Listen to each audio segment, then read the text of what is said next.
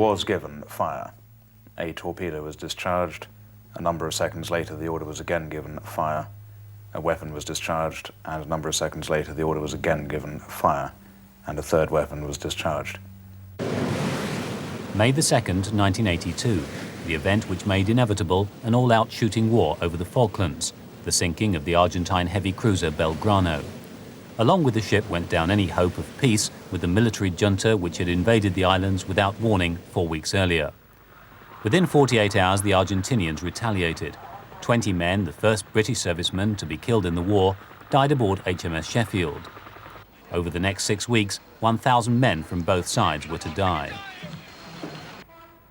At home, MPs were told that the Belgrano had been closing on our task force, leaving its commander no choice but to order a submarine attack. But later, a personal diary kept by an officer from the submarine Conqueror was leaked. It told a different story and has fueled the controversy over whether the sinking and the war was inevitable. Tonight, World in Action has the first interview with any officer from the submarine. Lieutenant Narendra Sethia is the author of the Conqueror Diaries. Sethia left the Navy shortly after his submarine returned to England to set sail around the world in a small yacht. He stopped off in the West Indies, where he is today a director of a small yacht charter business. Last week, World in Action brought Mr. Sethia back to England to hear his account of the publication of his controversial diary and his view of the sinking of the Belgrano. It's a view which is very different from the one given in Parliament.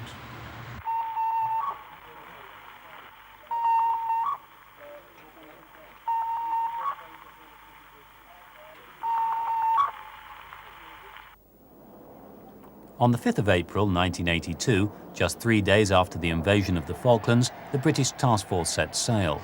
As the crowds cheered the surface ships of the Royal Navy, few realised that the submarine fleet was already on its way. Lieutenant Sethia had served 8 years in the Navy and was a submarine supplies officer with other duties including keeping the captain's log. He also kept a personal diary. 2nd April 1982. Arrived on board at 08:15 to find that Argentina has invaded the Falklands and we're in the throes of storing for war. Everything seems to be happening. What was the feeling on board the submarine as you went towards what was an unknown situation? Excitement in some ways, because we were, in effect, storing for war and going to war. Apprehension, but in the early stages, certainly disbelief that anything would come of it.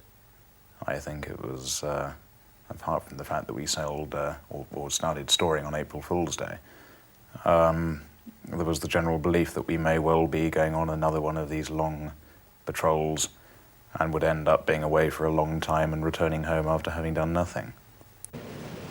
Doubt that there would be a war was reflected in the mood on board the submarine. During the dash south, Lieutenant Sethia came second equal with the submarine commander, Rayford Brown, in the beard-growing competition. And in a sponsored slim, the 124 men on board lost 2/3 of a ton between them, raising £1,000 for charity. In the last days of April, it looked as though their thoughts might prove correct. American Secretary of State Haig, having abandoned his own shuttle diplomacy, began less public talks with Peru about the chance of a last-minute ceasefire. Author and journalist Arthur Gavshon had detailed discussions with the main negotiators in researching his book on the substance of the Peruvian peace plan. There were 7 precise points, and by the 1st of May, that's Saturday, 1st of May, the day before the Belgrano was attacked, there were pieces of paper and being exchanged, and the heads of government came into the picture on that night, Saturday night. President Belaúnde Terry of Peru was negotiating on behalf of Argentina in the talks, and General Haig was putting the British viewpoint. The Peruvians believe that he was consulting London, but this has been consistently denied by Mrs. Thatcher. The British and the Argentines were still in disagreement in the proposals over whether the wishes of the islanders ought to be taken into account in any final settlement, or the aspirations of the islanders should be considered. They believed that they were within one word of a ceasefire. That's correct. It has been our strategy all along to build... Haig did discuss the plan with Foreign Secretary Francis Pym in Washington, who said the door to a diplomatic solution was still open.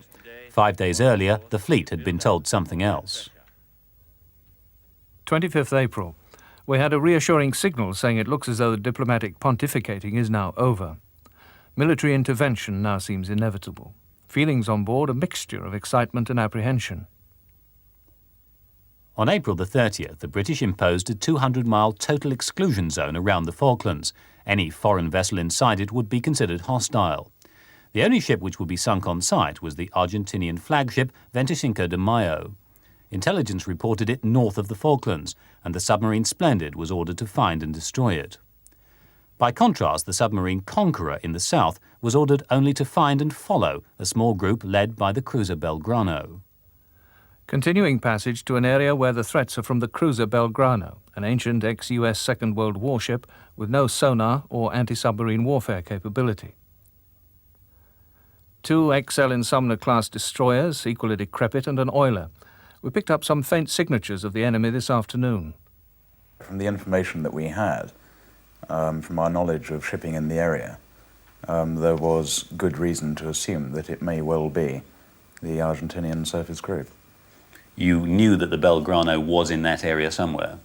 Yes, we knew that she was in an area which covered several thousand square miles, and that she was in company with a couple of other ships. 1st May. The signatures turned out to be the Argentine surface group, and we closed to around 4,000 yards of them in the forenoon. We caught them right in the middle of a refuel at sea, which would have made a superb target, but unfortunately they're still south of the exclusion zone. Why didn't you attack it? Because at that moment our rules of engagement did not allow us to attack vessels outside the exclusion zone. So what did you do? We followed her. We informed our HQ at Northwood that we had the surface group visual through our periscope, and we then dropped back to a distance of about 5 miles and followed the group awaiting further instructions. Sethia says that message was sent to and acknowledged by the submarine headquarters at Northwood in the early afternoon London time on Saturday the 1st of May. Later, the Chief of the Defence Staff, Lord Lewin, was to say it wasn't received until nearer midnight, a discrepancy of some 9 hours. Defence analyst Paul Rogers has been a consistent critic of the government's handling of the Falklands crisis. Our understanding until now has been that Northwood knew that the Conqueror had spotted the Belgrano very early on the Sunday morning. If we now understand that the information was transmitted to Northwood during the course of the middle part of the Saturday, then this means that London knew for a long time where that cruiser was and its escorts, knew moreover at the time when the task force was actually involved in action against Argentine Air Force units. Yet it appears that even under those conditions, no order was given to sink the Belgrano. If at any time one might argue that it could have been considered a threat, and even that is rather dubious, then it would have been on the Saturday afternoon. A precise record of when the signal was sent and acknowledged would have been kept in the submarine signals log and control room log. Both logs were later to go missing. 2nd of May. Well, they're not stupid. They spend the night meticulously paralleling the exclusion zone, about 18 miles to the south of it. Frustrating. They're doing about 13 knots and appear to be rambling on quite unconcernedly. Did their movement suggest that they felt safe? Yes, definitely.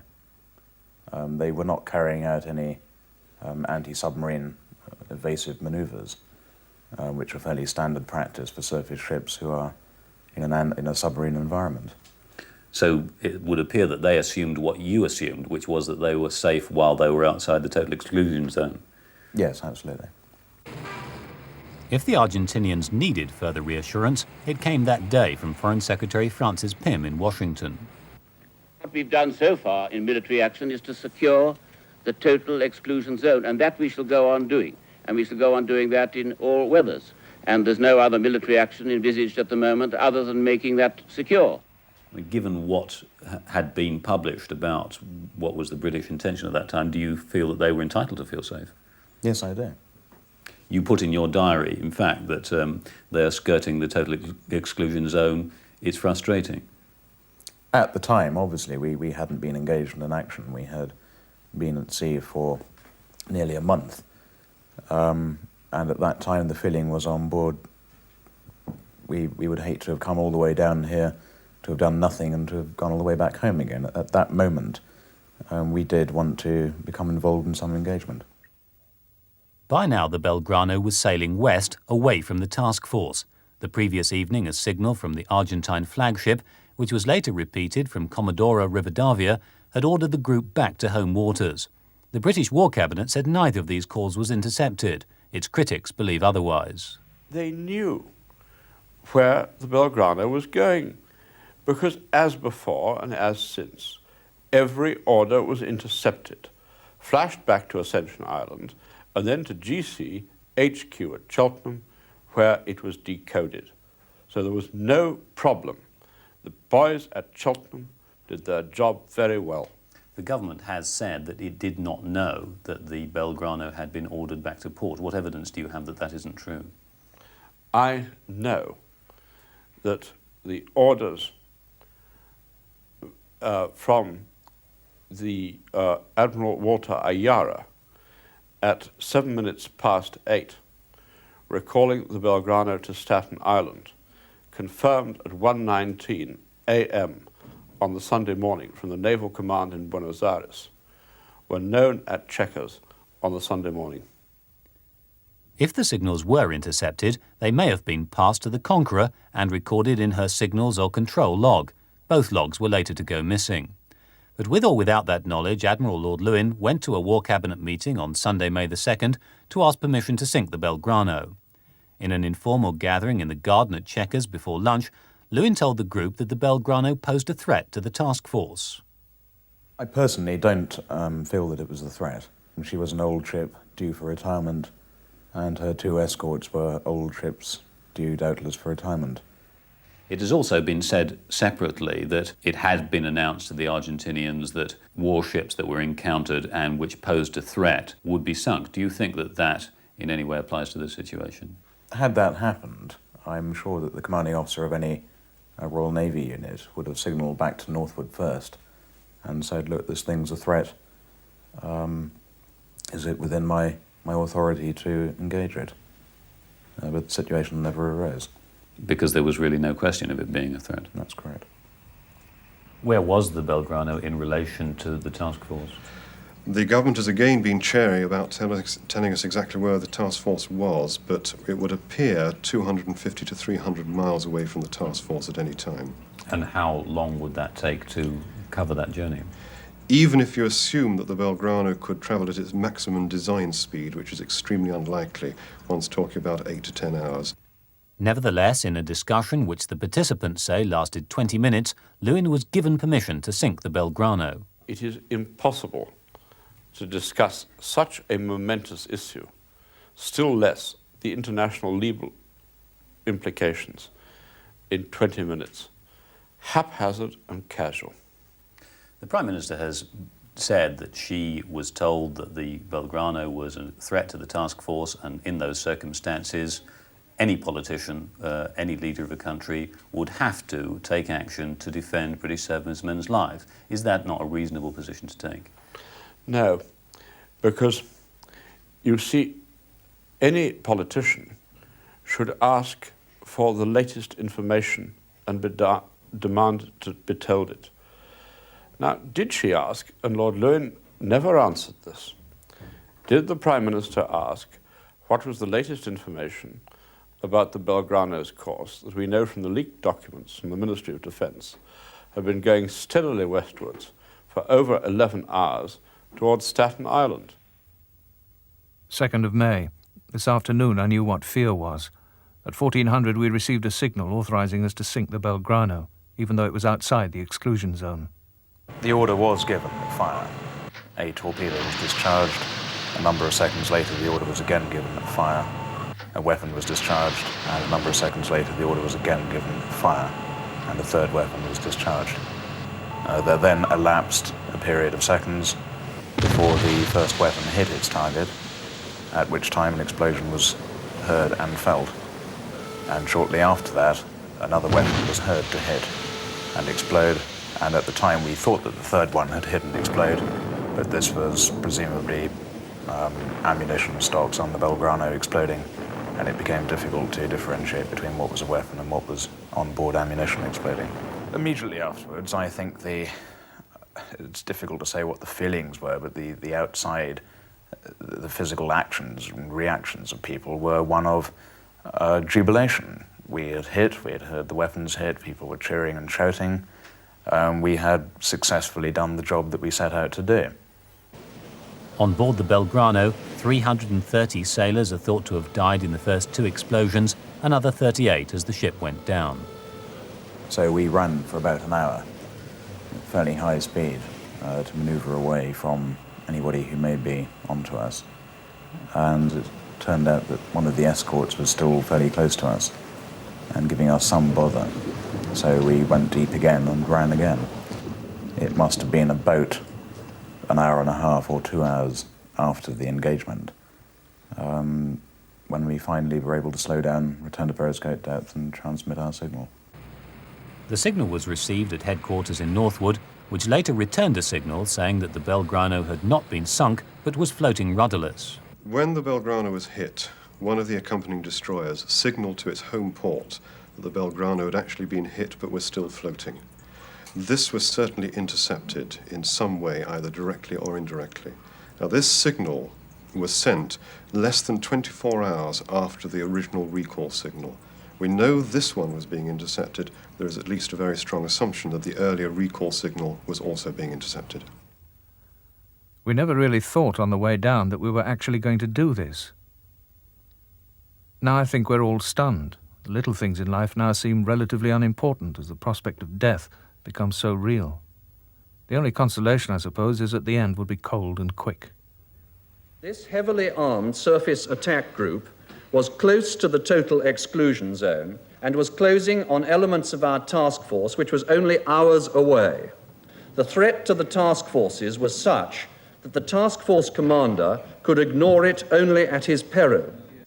John Nott later accepted that the Belgrano had been going away from, not closing, on the task force. But the War Cabinet has maintained that the Belgrano was a threat and that the action successfully confined the enemy's ships to port for the duration. You've said, basically, that the Belgrano was behaving in a way that made her a sitting duck, Yes. frankly. Do you feel that the Argentinians should have been told if there was going to be a change in the rules of engagement? I would say yes, I think they should have been told. And I think had they been told, it would have been very stupid of them to have stayed in the area. What was the impact on the Argentinian junta generally of the news that the Belgrano had been sunk? Well, the meeting, which had been called for the precise purpose of either ratifying or rejecting the proposals, broke up in disarray, in confusion, and there was a great deal of anger. And I think that this kind of mood spilled over into, ordinary Argentine people.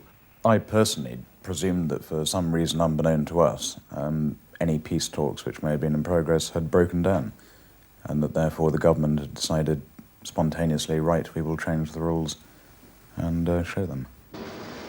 There had been no diplomatic breakdown, but the rules were changed anyway. Any Argentine ship would now be a target, and the Conqueror went back to finish off the job.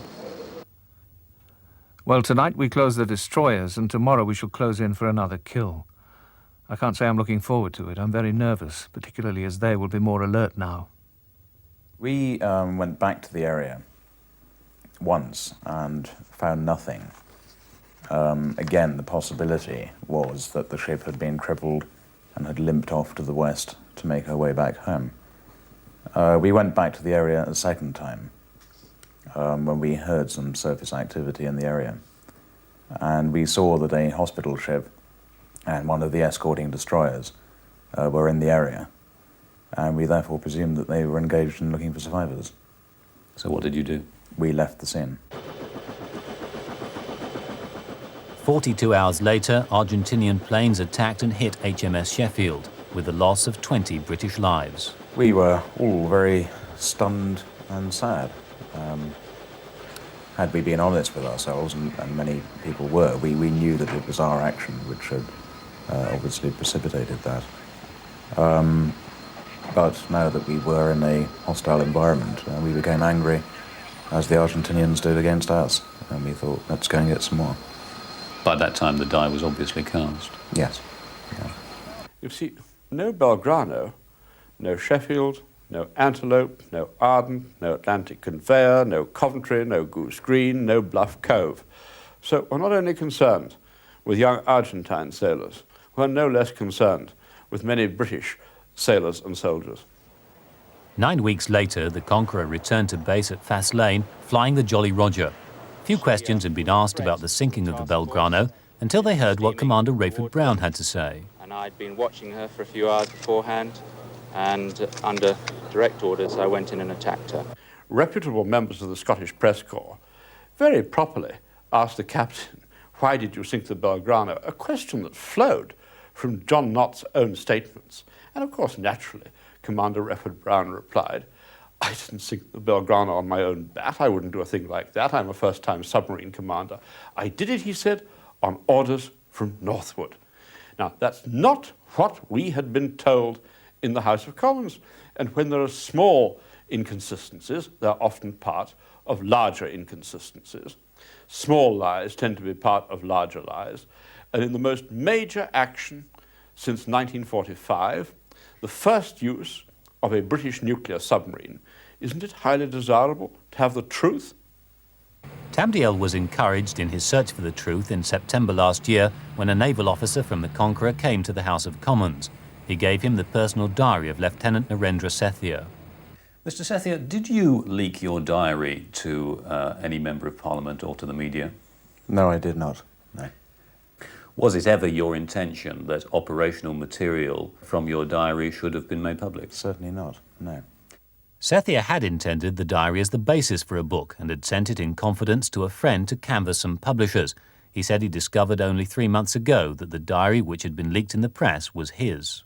I feel very annoyed about it. As I say, it had been my hope that at some stage a book be published based on the diary.